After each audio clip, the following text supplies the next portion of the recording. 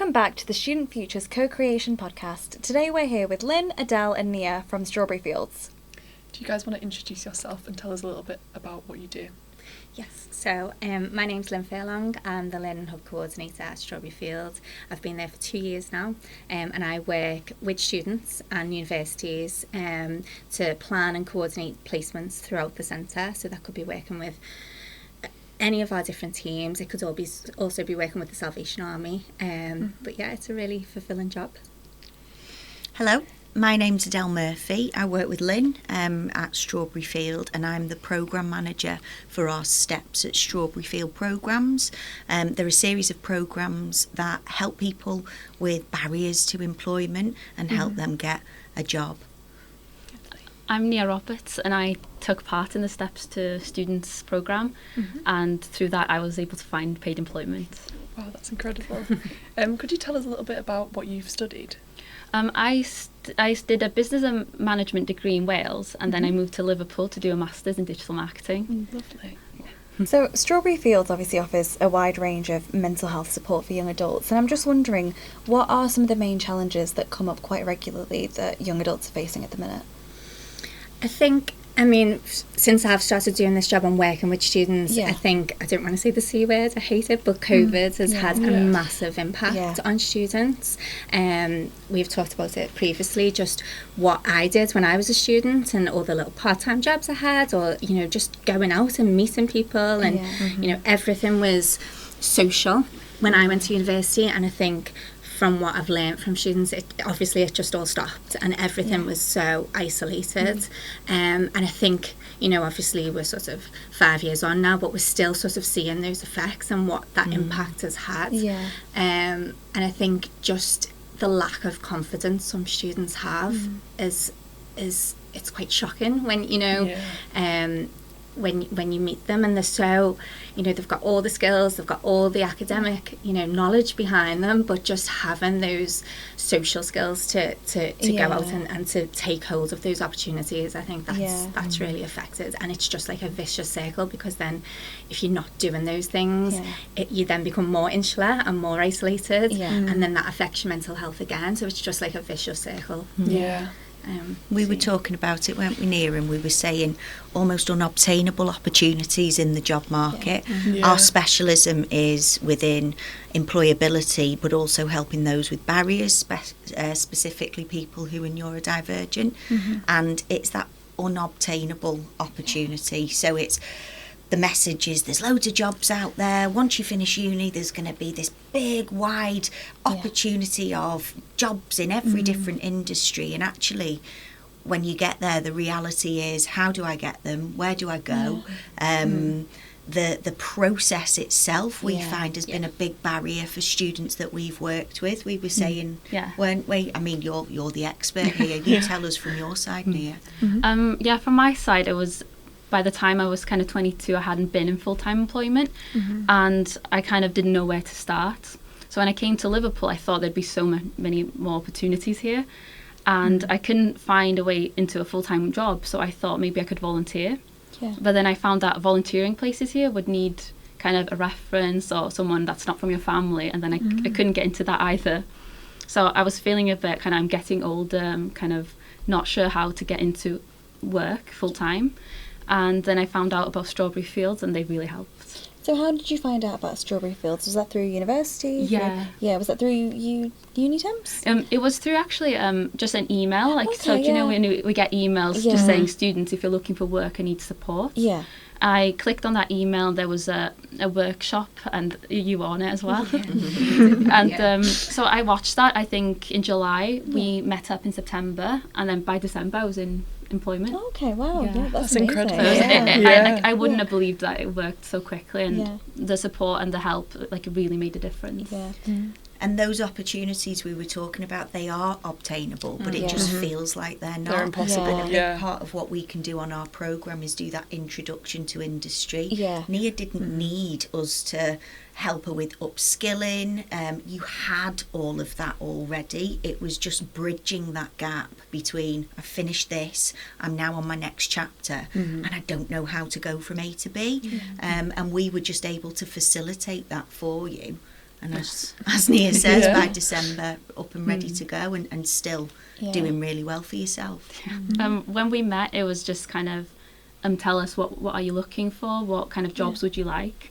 So then I did focus on, like, I wanted to work in an office environment, and it was just kind of giving you the support with your CVs, the application process, connections and resources, and that really helped. And I think the point that you made earlier, Lynn, was really important as well, because I think a lot of people, with COVID having been 5 years ago, 6 years ago, I think a lot of people do forget the massive impact that it still does have on a lot of students, because like you said, university is meant to be the prime time for you to, you know, have a social life and make connections and network and all that. But obviously during COVID, a lot of students didn't have that opportunity because of lockdown. So I think that's obviously like a really important thing to... And I think it's built a fear up. And I think, you know, students, they're doing all the studies and everything, but they've got still that fear of reaching out and asking for help sometimes, and thinking that it will be this big, onerous sort of procedures to go through, and, you know, they've got all the studies to do, they've got, you know, they haven't got a lot of time.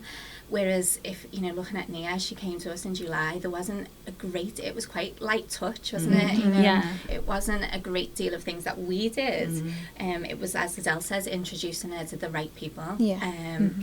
And it can be quite quick, and it can be quite not easy. You know, it's not easy doing those things. You're coming out of your comfort zone, but I do think it's worth it. And, you know, as you can see, Nia's a shining example of that process. Nia, could you tell us a few things that you've done whilst you've been on the Steps for Students programme? Oh, yes. So I started in September. And then Strawberry Field is a beautiful place to visit. So we'd go there to visit, and honestly, you could walk the grounds. It's really nice. And then we'd talk about CVs, opportunities I'd be interested in, kind of how the application process would look like. I was given a lot of resources with not just meeting people, but kind of what to expect in an interview, which is something I hadn't been in that environment before. So it's really kind of, we'll be there with you if you want, or we can tell you what to expect. We can call them before. So it's not that you're not just sending your CV to, you know, on Indeed and not getting anything back. It's kind of more personal. And also just the support as well. If anything, if you don't hear back, they can reach out and give you some more feedback, so you know if anything went wrong, what went right, kind of. I think that's one of the trickiest parts about kind of applying online, is that most of the feedback you get is either none at all, or they're just like, sorry, you didn't make the shortlist. Like, it never is like constructive enough for you to know how to rebuild it. Or where to improve. We've had students come through the programme that have applied for 140 jobs and not been successful, and that's within a very short window of time. And so then you're wondering, well, how can that not affect your mental health? Because if you're doing that and you're not getting feedback as to why that's happening, naturally you're going to think it's something you're doing, or you're not good enough, or I'm on my own doing this. And 9 times out of 10 that is not the case at all. It's the process that becomes the barrier, but the person thinks it's themselves. I think that is one of the most frustrating parts when applying for jobs, the lack of feedback that you will get. Because like both yourself and Martha have said, like, if you're not getting any feedback back from the potential employer, you don't know where to improve.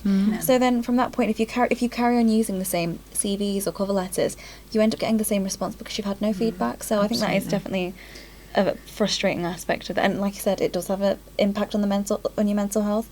So if you've not been able to improve and you've not been able to get any feedback, all the rejections do have that negative toll. And then you don't do it anymore because what's the point? I'm not getting anything from it. But then there's this big whirlwind of guilt, shame, pressure, and everything continues to build.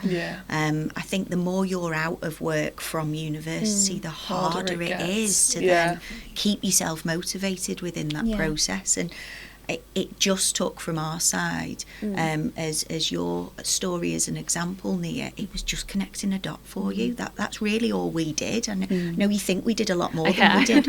I think they undersell. But also when you do meet when I had my first job interview at Building Careers, they also have a connection with the company. So you already know it's an inclusive company that do work for like social value as well, that do care to make sure that they employ people, and they will offer maybe a bit more support in the office as well. So that's like, you're not just talking to a brand you don't know. It's someone they know, they have a relationship with and feel safe advising you to go there. That's incredible. I think that's a key point for us, is that we do have a lot of, because of the work that we do, we've got so many connections across the Liverpool City region, and you know, there's a lot of things that universities do in terms of supporting students. They do so much, but I think that's where we are quite niche, is that we can just make those bridge that gap with the people that we already know, and because they know us and they trust us, you know, there's just that little bit of familiarity, and I think that works really well with the programmes. So linking back to the point you've just made, obviously with the connections that you have, are there any specific businesses or partners that you have that work to help bridge that gap between young adults and the world of work? Yeah, there are. There's lots. We started 7 years ago with our foundational programme, which is Steps to Work. Since then, we've branched out and been able to run our Steps for Student. We do Steps for Volunteer. We ourselves are an inclusive employer, so practice what we preach. We have our programmes, but we also offer paid work opportunities at Strawberry Field. We tend to work with partners based on the needs of the individual, so we call it a person-first approach. Nia came to us and said, this is the qualification I have, this is the pathway that I'm looking to go towards, and we were then able to look at the companies that we work with, but then also advise and guide you on a skill set that was transferable for other jobs as well, because yours was marketing, which was your qualification, but actually you've come a little bit out of that, but been able to put a lot of those skills into practice in the jobs that you're now doing. So it's looking at that. There's some amazing companies out there, and they're interested in how do we reach this talent pool of people, because that's what you all have. We all have strengths, we all have skills, we all want to contribute. And so employers are really kind of understanding and listening now that we need to do things a little bit differently here. Otherwise, we're going to bypass all these brilliant people that are up and coming and could be the next, I don't know, CEO of our organisation. Speaking a little bit more about inclusivity and the importance of that, do you think you have any other kind of core values and focuses throughout your organisation that are really the driving force of everything? Definitely. It's one of the nicest places I've ever worked, and I've had a couple of jobs. And for me, I feel at home there because of the culture. And the culture, for me, inclusivity isn't about making sure everybody gets everything that they want, but it's about being able to offer an open and honest environment where people feel comfortable to be able to share where they're at. We all have differences, we all have different ways of working, and for me Strawberry Field really highlights a place where you feel heard, where you feel valued, and that's what we like to offer within our programmes as well. And I mean, I don't know, from your own experience, Nia, did you have a feeling like that? Or? Yeah, definitely. When you go to Strawberry Field, it's definitely they don't just offer support with just helping you find work as well, because when I went there, I did say I was doing my dissertation and I struggled to have contacts for that. So they introduced me to the digital marketing side of Strawberry Fields, and I met them and they could talk to me a bit about kind of for my dissertation, just a bit more of support there as well. So I left feeling kind of like I'd had help for uni and I had help for finding work. And when I did work, they also, like, I could call them if something happened. And unfortunately, the role that I did go into ended 2 weeks ago. The Liverpool office closed. And by that time, though, I had the manager that I worked with, Jo. She was really supportive and really like an amazing connection to have. And Strawberry Field, I reached out to them, and with their support, I was able to get a link to knowing there's another interview possibility with Direct Line, and I got a job with them yesterday. Oh, congratulations! Yeah. So I went from, losing one role to an interview 2 weeks later and then getting another role, and they were a massive help and support. Adele called me before the interviews. She gave me advice, and I'd finished with the Steps to Students program by that point. That was just how they care, and they still offer support even when you're finished. It's not, you've got a job now, go. It's you can call us if you need anything, and they always make sure it's very welcoming. And I will want to go back. That is lovely and really inspiring. Well, thank you so much for coming and speaking with us today. We've absolutely loved it. We've got one last question, not mental health related or really, but obviously with Strawberry Fields being a Beatles tourism site, what would your favourite Beatles song be? I actually spoke with my daughter, so my daughter loves the Beatles. She's obsessed. She's 6. They're learning about it in school. She proposed a picture that she's drawn in about the Beatles, and since she was about 2, we've been singing Blackbird every night to her before she goes to bed. Not the whole song, just a little bit of it. So she said, Mum, you've got to say Blackbird. But then my son is called Jude, so Hey Jude. So I've got 2. Yeah. But there's so many. There are, and I have to say Strawberry Fields forever, right? Yeah. If I don't, I might get so I'll go down that road. Yeah. Cliche, I know. I did check their Spotify yesterday, and I would say Here Comes the Sun. Yeah. It's the one that stood out that I like. Yeah. What about yourself? I'd say Hard Day's Night. Good one. I like In My Life. Yeah, that's a nice one. It's a lovely one. There's so many. There's so many. You can't not like any of them, really. That's true. But come over and see us at Strawberry Fields. And anybody who's listening, anybody who's feeling like they need that little bit of extra support, you don't have to sign up. You can just contact us. Yeah. And if we can help, we will. Yeah. So. Oh, well, thank you so much. Thank you. Lovely. Thank you. Thank you.